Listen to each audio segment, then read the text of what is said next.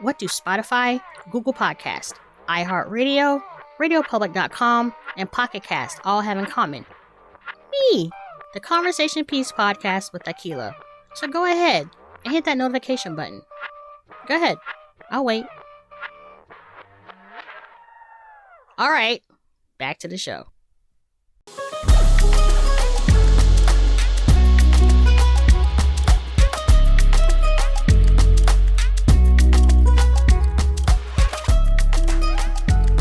Hello, and welcome back to The Conversation Piece with your host, Aquila.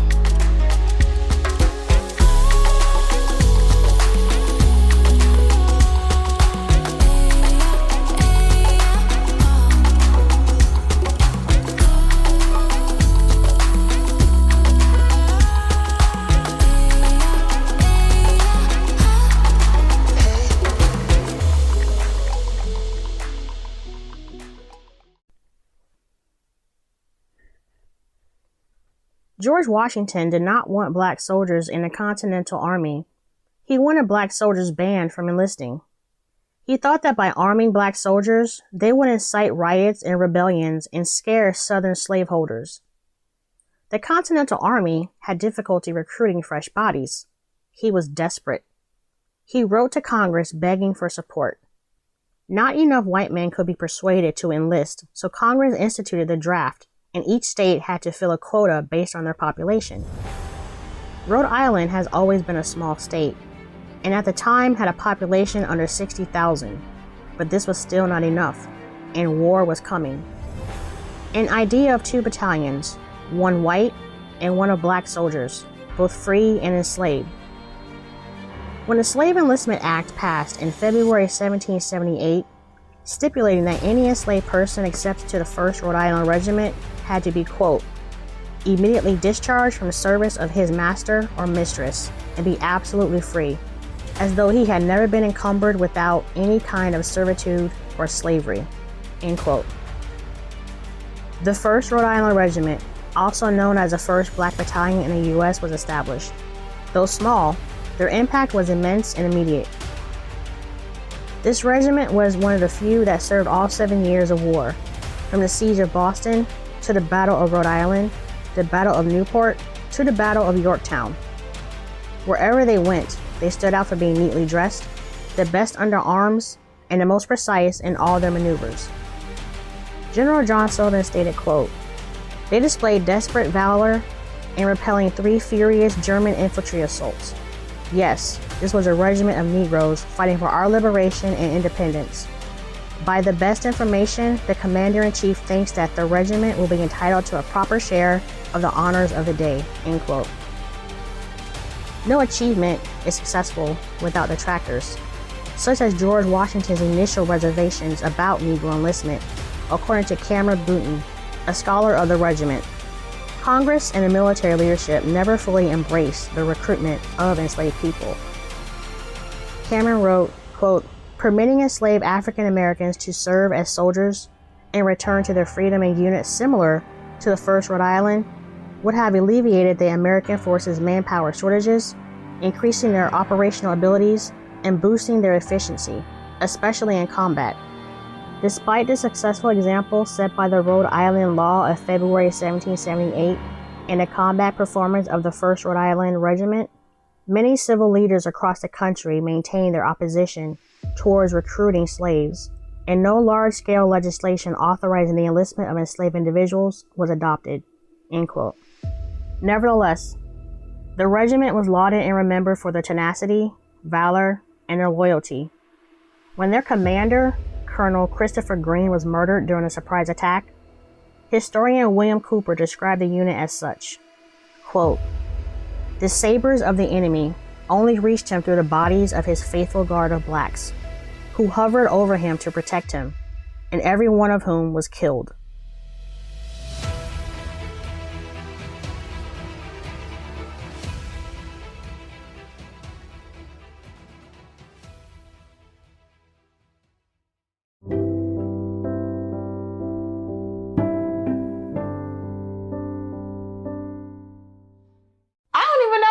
y'all from for real? Well, when I did my 23andMe, right? So I found out I'm like... That's another thing, the fact that we don't know where we from. Yeah, so I did my 23andMe thing, and I found out I'm like, what, 40, like almost 42% Nigerian. But can I identify with Nigerian culture? No. I've never been in Nigeria. Right. But if I go over there talking to, hey, I'm 42% Nigerian, they were like, okay, take your back ass. Don't go back to, you know. Yeah, but you're not 100. So go. Right. But it's like, but are you Nigerian? Yeah. Are you Nigerian? You want to know where you and your family come from, but you hit a wall. A metaphorical brick wall, nonetheless. Well, if you are African American in particular, this can be your reality. Due to chattel slavery, and the fact that our ancestors were not allowed to keep their names, they were given names by their owners. The 1870 census regarded this as the brick wall of slavery. Black people were considered property by their white owners, and that's how they were treated in a majority of probate records. But there may be hope in sight. Resources at the New York Public Library may have help for those who've hit a wall to find their ancestors pre-1870. One of the first questions to ask is if the person was enslaved. If so, find the head of household or another person who shares the same surname. Were they doing domestic work, a job that was required during slavery? Do they own property? Were they able to read and write? Are their neighbors within close proximity of the primary house with the same surname? Then do a comparison between the 1870 census and the 1860 census. It will require work. It will require patience. It will require time.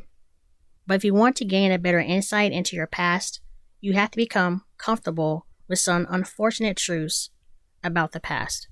I'm going to ask a question, and this is me asking the question, but when really did Black Americans become legal citizens? I would say 1965.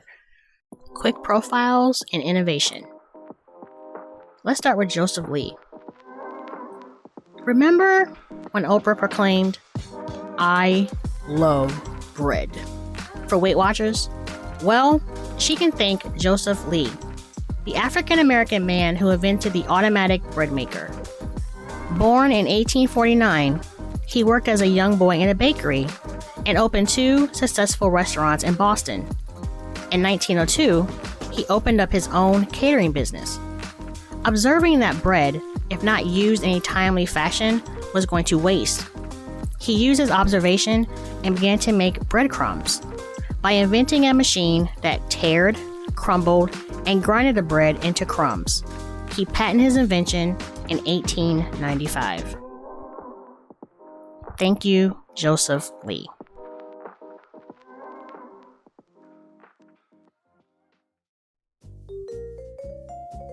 Next up, Lloyd Hall. We all love to keep our foods fresh and preserved. We can thank Lloyd Hall for that. Hall was considered a genius in the field of chemistry. He's responsible for creating preservative chemicals that help to keep food fresh. He used flash-dried salt crystals in combination with sodium chloride and sodium nitrate, and this combination changed the industry of meatpacking. Hall also used antioxidants to prevent bakery products from spoiling. Certain spices, such as cloves and ginger, were believed to act as preservatives. Hall observed that these spices also contributed to microbes. He devised a process to help the treatment and control of mold and bacteria, while preserving the appearance and taste of food. Thank you, Lloyd Hall.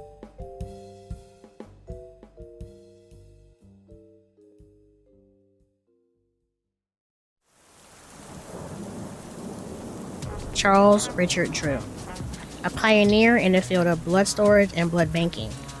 The technique of blood banking back in World War II helped save countless lives thanks to the ingenuity of Dr. Drew.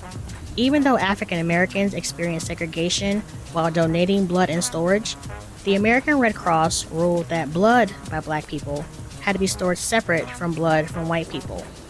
Because of this backward ideology, which remained in practice until 1950, Dr. Drew withdrew his position with the American Red Cross. He was recruited in the late 1940s to help set up and administer a program for blood storage and preservation. He was to collect, test, and transport large quantities of blood plasma for distribution to England. Dr. Drew has contributed with the concept of the bloodmobile, where trucks contain refrigerators of stored blood. The blood was tested before it was shipped out, and only skilled people handled the plasma to avoid contamination. This process was considered a success, and the Blood Transfusion Betterment Association lauded Dr. Drew for his work. There was controversy surrounding the death of Dr. Drew, as irony would have some believe that he died as a result of a denied blood transfusion. But one of the survivor members of the car crash that claimed his life stated that Drew's injuries from the crash were so severe that a blood transfusion may have killed him sooner.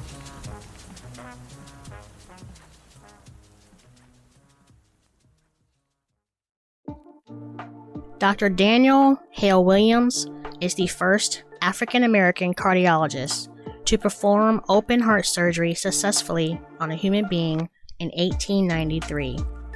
The irony is that Dr. Williams practiced medicine in a time when racism and discrimination did not allow Black people from being admitted to hospitals and denied Black doctors from gaining work and being gainfully employed. To counteract this practice, Dr. Williams founded the Provident Hospital and Training School for Nurses, which is now called Provident Hospital of Cook County in Chicago. This hospital is considered the first to have a multiracial staff. Because of the continued practice of racism in medicine, Williams also co-founded the National Medical Association, a professional organization for Black medical practitioners, seen as an alternative to an all-white American medical association.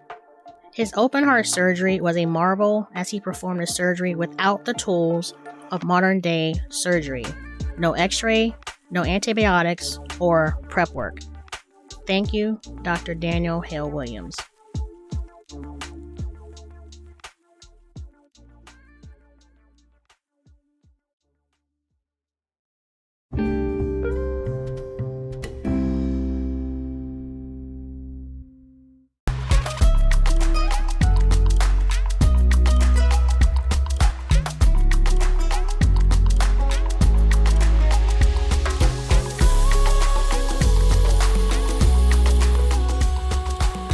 Thank you again for tuning in to another episode of the Conversation Piece Podcast. I am your humble host, Akila, requesting that you join me again. So, until then, be safe, love, and value yourself so that you can love and value others. I bid you adieu with the greeting, Assalamu alaikum, peace be with you.